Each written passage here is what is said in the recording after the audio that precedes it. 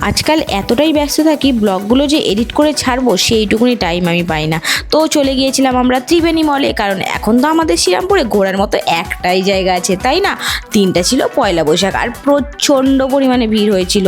আর আমার শরীরটা খারাপ বলে আমি এই ব্লগগুলো যে দেবো সেই টাইমটা পাইনি। আর এই দেখো কি দারুণ না প্যাঁচাটা, সবাই গিয়ে কিন্তু এই প্যাঁচার সামনেই ফটো তুলছিল।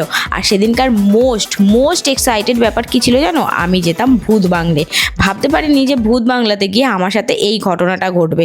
তো প্রচণ্ড পরিমাণে এক্সাইটেড ছিল, সমস্ত এক্সাইটমেন্ট নিয়ে আমরা ঢুকে গিয়েছিলাম ভূত বাংলার ভেতরে। টিকিট কেটে নিলাম, আর টিকিটটাও দেখো ছিঁড়ে গেছিলো। তারপর টিকিট কেটে আমরা ঢুকেছিলাম। যে এই দেখো প্রথমেই তো এইসব লাশ কঙ্কাল দিয়েছে, কিন্তু এতটাই ভয় পেয়ে গেছিলাম আমি যে ভূত বাংলা থেকে বেরিয়ে দেব আমাকে সামলাবে না ভূত বাংলার যে ক্লিপ আছে সেগুলো নেবে, ও আর কিছু করতে পারিনি। দেন সেখান থেকে আমরা চলে গিয়েছিলাম একদম 5th ফ্লোরে প্রোগ্রাম দেখতে। আর সেখানে গিয়ে এত রোম্যান্টিক গান চলছিল, দেবের সঙ্গে আমি ওখানেই ডান্স করতে শুরু করে দিলাম। ইনফ্যাক্ট আমাদের দেখে দেখে আরও কিছু কাপল ছিল, ওরাও ডান্স করছিল। তো যাই হোক, সেদিনকা তো ভালোভাবে এনজয় করলাম, কিন্তু প্রচণ্ড পরিমাণে ভিড় ছিল।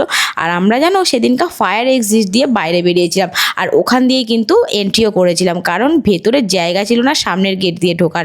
তারপরে তো সেখান থেকে চলে গিয়েছিলাম আমরা পার্কিংয়ে। আর দেব বলল তুমি এখানে ওয়েট করো, আমি গাড়ি নিয়ে আসছি। আর এই যে চলে এসছে আমার হিরো।